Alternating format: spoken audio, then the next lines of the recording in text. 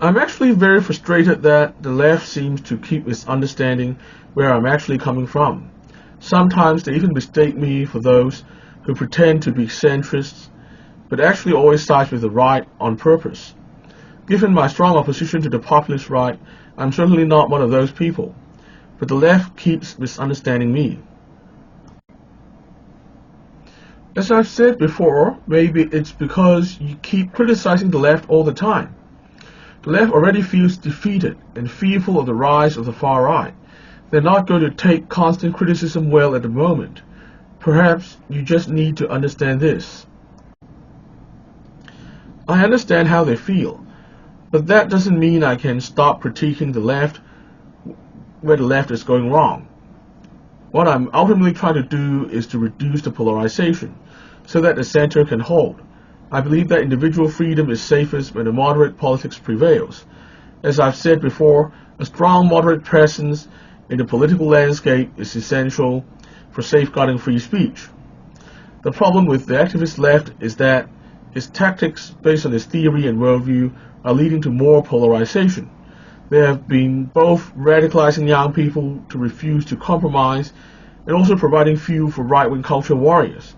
This is why I can't just stop critiquing the left.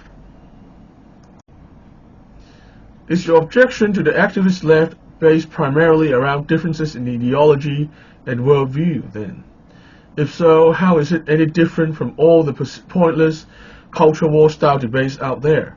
I mean, how is it different from those jumping up and down about people saying season's greetings instead of Merry Christmas?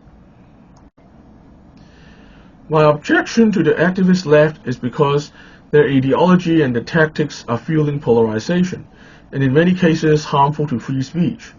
This in turn poisons the discourse, prevents the true understanding of the issues, and leads to either stalemate or bad outcomes. While I have fundamental philosophical differences with them, my objection is ultimately not rooted in philosophy, but rather rooted in practical outcomes.